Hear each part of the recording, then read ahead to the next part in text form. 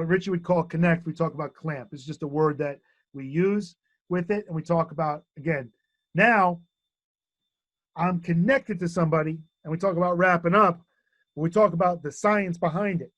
I'm as close to you as possible, so the two closest parts of my body with tackling have to speak to each other, right? My elbow and my wrist are the two closest things in tackling, now have to speak to each other.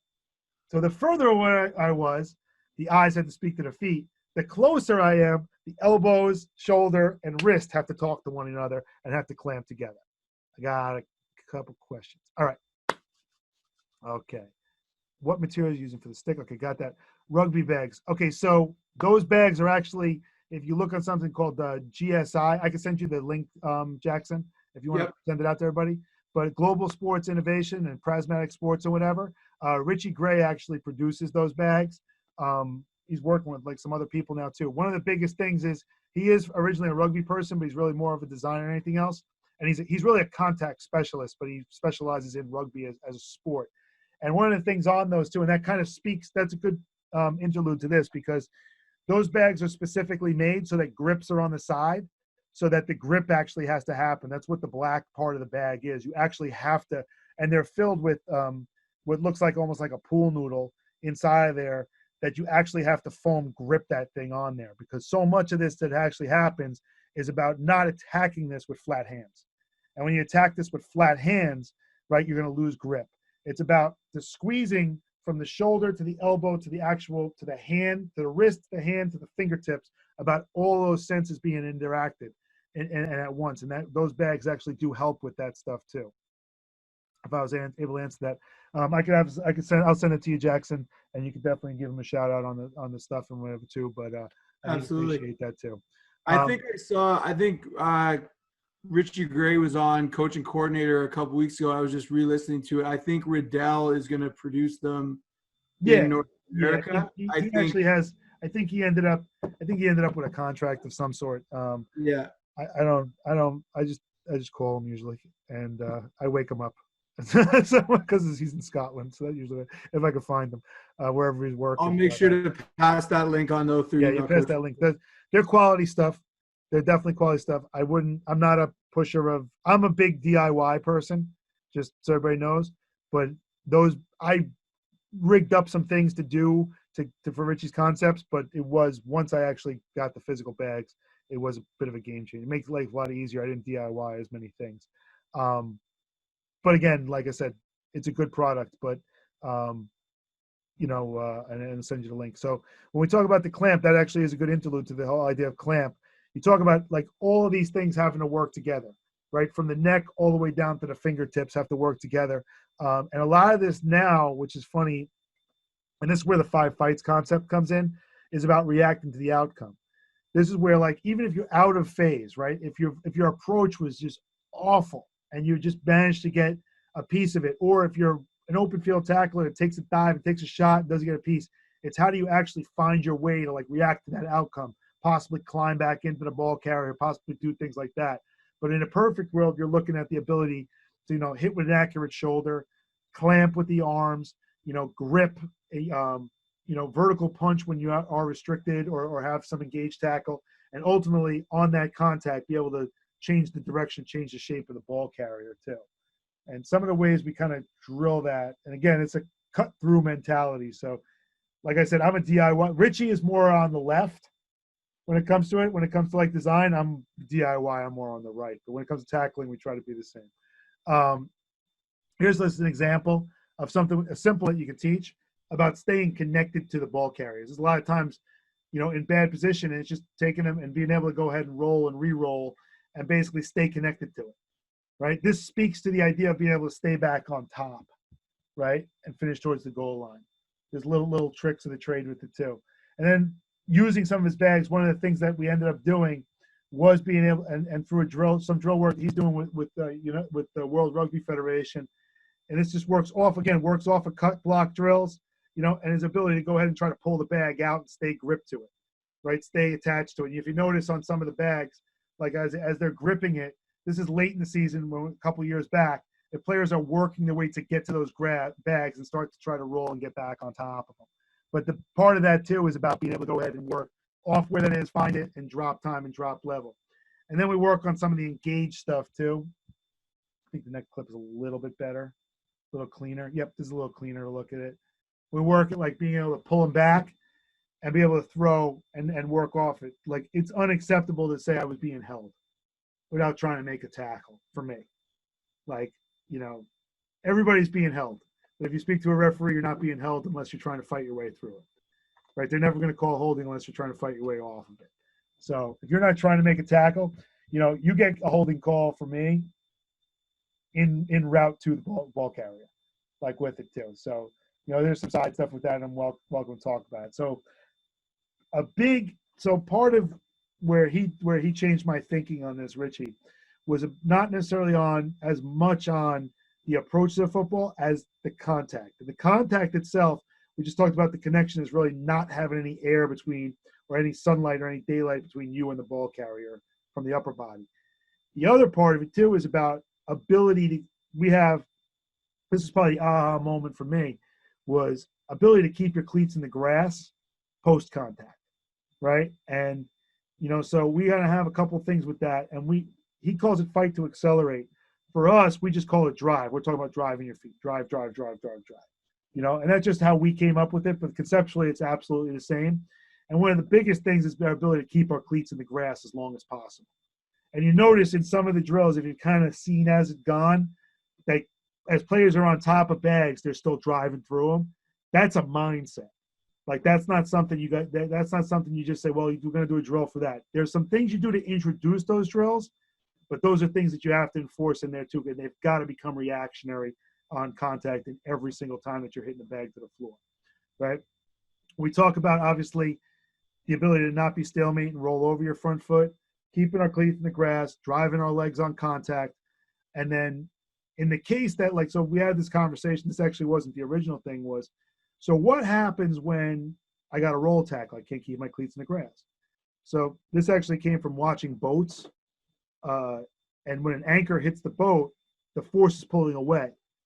And the anchor actually will let it go for a little bit and then pull it back, right? So when we talk about anchoring our hips, as we want to keep 2 feet in the ground, we want to roll over so that both hips touch the ground. So if I have that force that both hips touch the ground, on a roll tackle, for me, 2 hips count as 2 feet. So if we can do that, those are ways to do it.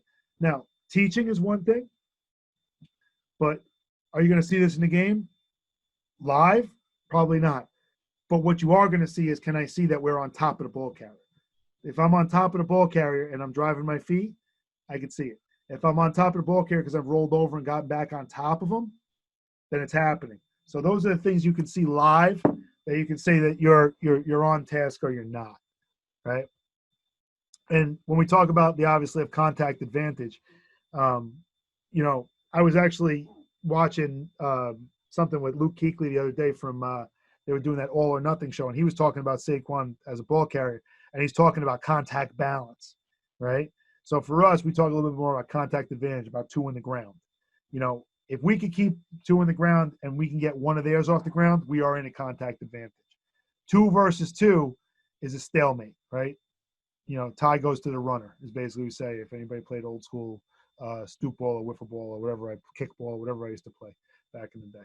But basically that's what you're looking at from there. And it basically comes down to this. How I explain it is, diving off a diving board, I'm projecting in, anchoring my hips, I'm anchored down. So it's the plank versus the anchor concept off of that too. Here's the way we introduce it. Enforcing it, you enforce it in every drill.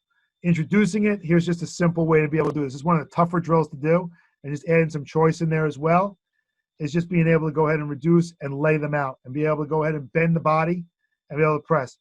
You can take a bet. If you try to do this drill is actually pretty tough to keep your cleats in the ground and keep it moving, because what ends up happening is that bag has to glide on there, and you actually have to get a full extension of your body to do it. So this is one of those, this is a captain right there. He's asking us the introduction to the drill. He's looking, he's trying to get in there too, and again, that's a better body position, and I'm keeping my feet in the ground. You see there's challenges there too. So I'm not showing you perfect examples of it too. This is something that you see, and you got to be able to pump and rely on a full extension of your body. Okay. And then when we introduce a lot of the roll tackles, sometimes I actually use pool noodles. One of the reasons I use them is because they're cheap, number one. And the other thing too is, force working towards you is going to get heavier. Force walking away from you is going to get lighter. So this is lighter force. So we want to be able to go ahead with this, because a lot of times we see, and this is an easier way to connect to it. It's a tougher way to connect to it, I should say. But we mark off with the tape where the hips are, and we spread the noodles apart to simulate the legs are running right in there too. And what we do is we get it, the byproduct of it is we're able to go ahead and try to get them higher above the hips. This is introduction to it. So you're not going to see great reps in here, but again, you see that they have to take off from there, right? It's not necessarily that they get to run up on it, because they got to get to a place and they got to be able to take off. That's a little low as you go. And you start to see as guys run into it, we're going to start to get them working from sides. And we're going to see like little things like they have to learn how to fall a little bit. And this is the first time that we did it. But when they learn how to fall, we want to avoid little things like that, or we want them in line with that. And we want to keep the fact that we're keeping their hands off the ground. That's better. You see where he's got the full extension of it. He's got to make a judgment, and we want to get him up around the hips and want to launch through there, which is helpful, because the torque is going to happen. Because when the sucker goes live, it's a different story. And then now you start to compound it and get a degree of difficulty. And here's like a degree of difficulty with it, right? We would add, right? So now instead of doing it, we're going to go ahead and do it for linebackers off a drop. And instead of calling out, like pointing at it, we're going to call out colors. Now we're going to open up all the senses, all the communication that's going to happen on the run. Yellow, we're going to yell out blue. We're going to yell out orange. All those things that are happening. It's just a degree of difficulty, because now it's introducing. We're just going to add. All we're going to add is all these degrees of difficulty. So now there's a lot of choice inside there. There's a lot. There's like, this is one of those drills you get to where everything's in there, right? You've already worked off the reps, but now you got vision, decision, and action in there.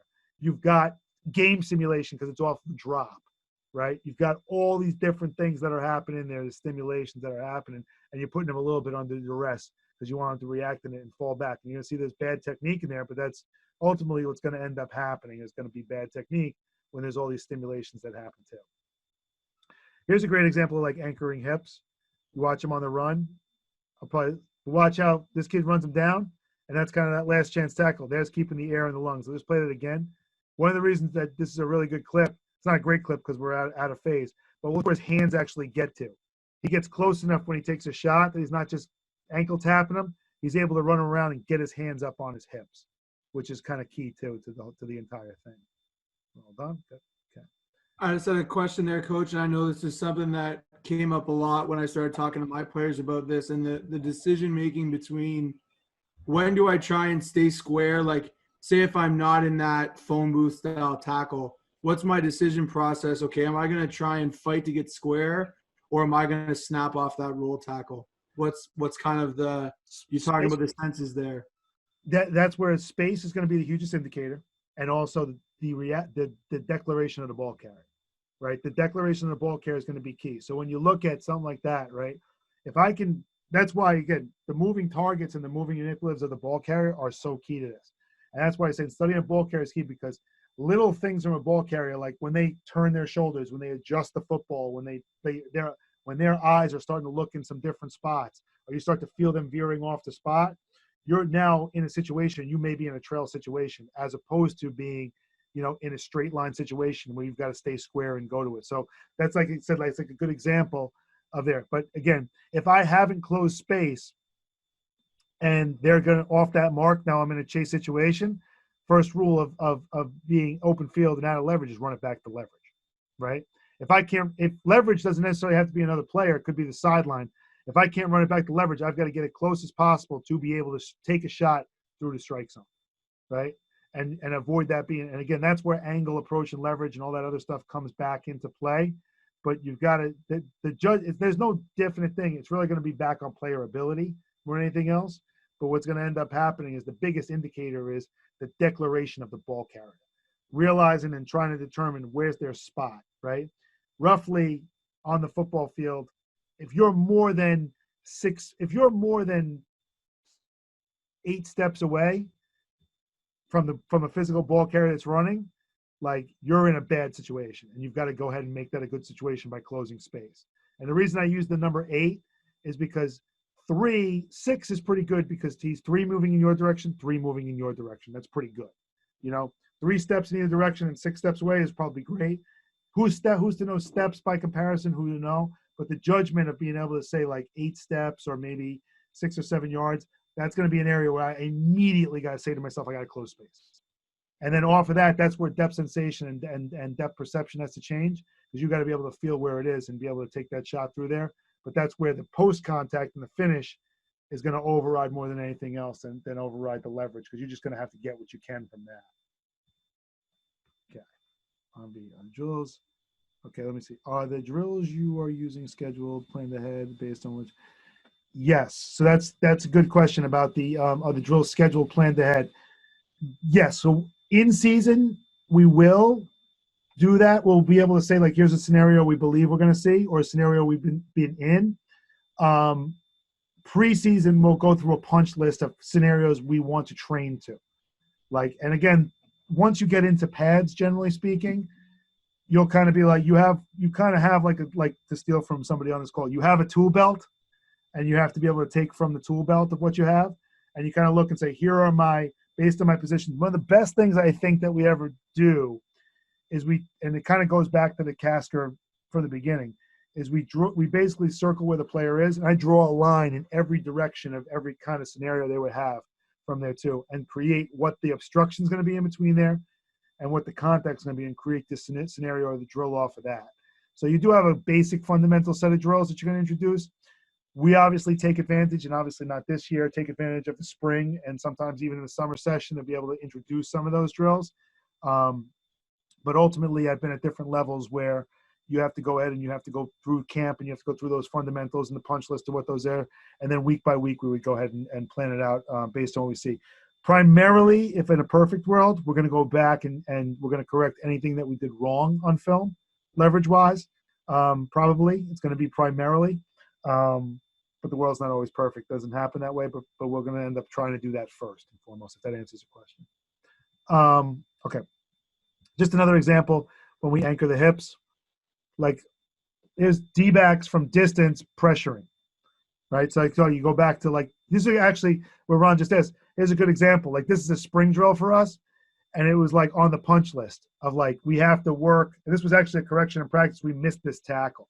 So we were like, we needed to work, and you start to see as with the Koya type of stuff, with the blitz demeanor, that you start to work yourself downhill. They're creeping downhill and be able to take off the edge. Coach is kind of giving them a scenario, and they're working off that edge and be able to trail the play. So that is something that's planned off a correction that was made in like a spring scrimmage, I can actually say.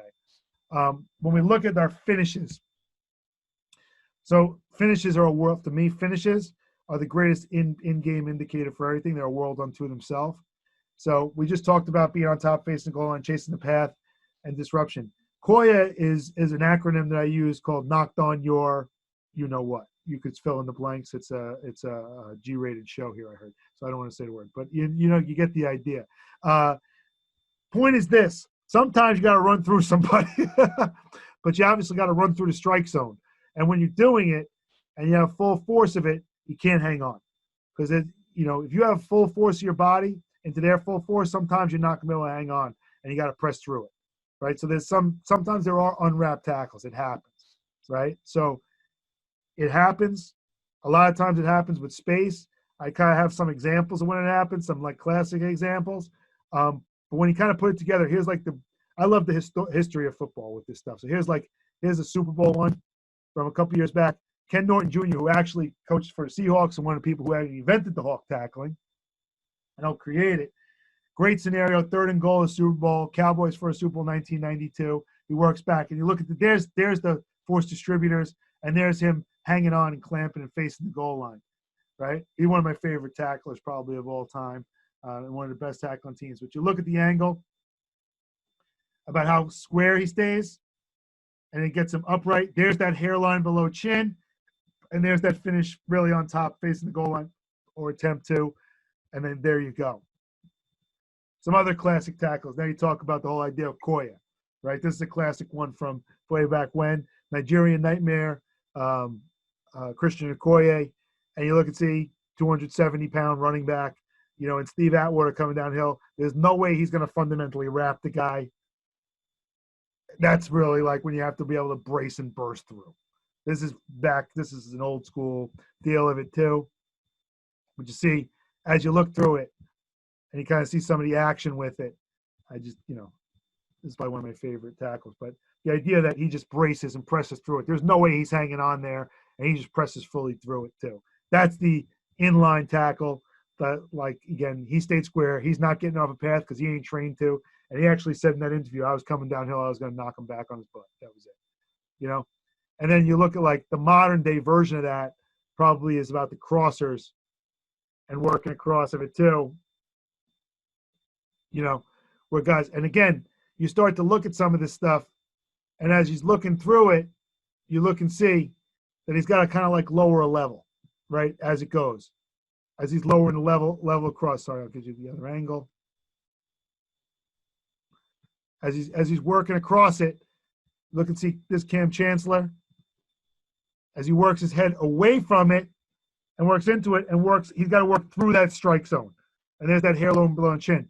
Totally legal tackle, keeps the head out of contact and turns away and presses through, as opposed if you turn the other way. So there's an area for that too, and that's stuff that we're training a little bit more. And like I said, in the finish, we're looking at ideas in the customary word KPI of no roll off and everything, but those are the kind of things we put together. And again, this is how we kind of train it off of this is the mustache drill right here, and we just modified it. But again, snapping from block to tackle, and again, staying attached and all that other stuff too.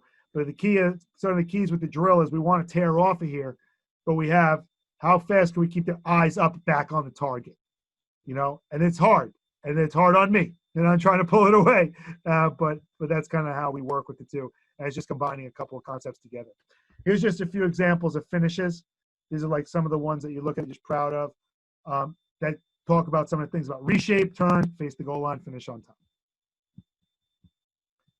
Again, same kind of deal, run through, reshape, turn, finish back on top with the grip. Scenario. I had a question there in the chat, Coach, about the direction you're rolling on roll tackles, I think. So that's a great question. And believe it or not, this is one of the things I sit and I walk through in my yard all the time, and I start thinking about that thing. Think about the anchor, okay? You're working away from the force, basically, and that's where you're anchoring your hips to your body. So you're working, if the force is working lateral towards me, and a lot of people talk about this, like the head behind, head in front. I'm going to talk in terms of this. I'm going to hit with the nearest foot and the nearest shoulder, and that's where it's same foot and same shoulder. A majority of the time, right, I'm going to work against the force, right? If I'm going to be, it's going to probably come from, the force is going to come, okay, think about it this way. If my head's on one side, majority of my weight is going to be on the side of my head. So where am I most vulnerable is the side away from my head. So I'm probably going to roll, and this is where people get a little antsy when you say like this, you're going to roll towards your strength side. The strength side of your body in the roll is going to be where you have more power. More power is going to be more weight. So I'm going to have it on my head side. So ultimately, the force is going to work towards where the head is going to be. In a trail roll tackle, right, I'm probably going to be head behind because I'm trailing. If I can get the head in front, then I'm just going to drive my feet through them because I'm going to be leveraged up again, right? If I'm a thigh board straight on roll tackle where I'm only going to do that if I feel that I'm losing the force that's working away from me, and the force is going to work away from me to my arm side, not necessarily to my head side. The force is not going to work. If the force is working into my head side, then I have more power. I could press back against it and drive it back. So you think about it in relationship to like where the body actually is and where the power is. And if you are, ultimately you want to end on top, right? So you ultimately want to drive your feet.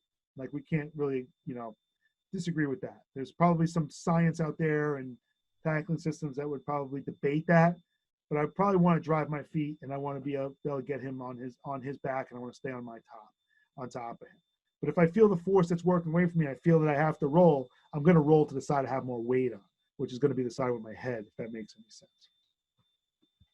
Does that make sense? Or is it anything? Yeah, I've been told I confuse matters a lot. And as I said, so I tried to teach some math during this quarantine to my younger one. I was fired immediately. So, so I asked my wife, "Do you want to come and listen to me talk?" She goes, "What?" She goes, "Why? You'll just confuse me more than I already am about football." So there you go. Just here's another example of that too, as I'm playing it. And again, it's just a matter of, and you look and see, he's just working on it too. And again, you look and say, like, this is not necessarily a roll tackle, right? As much as this is him just grounding his hips and the force is working away and him just trying to get himself, excuse me, let me go back to that. Because again, this goes back to, I'm not going to overcoach as much as that's going to be, as much as I'm going to try to get them to say, you've got to finish on top of him. Like for him to go ahead and roll back into him because he's rolling back to that side, but he's in a trail position. It's a unique position. He just knows I've got to get him face back there. I've got to get a face back on the goal line. That's what the standard is, and I've got to get it back to there. And then ultimately, like this is just an example of how we kind of set it up with it. I am not necessarily a circuit guy. It's not usually my thing.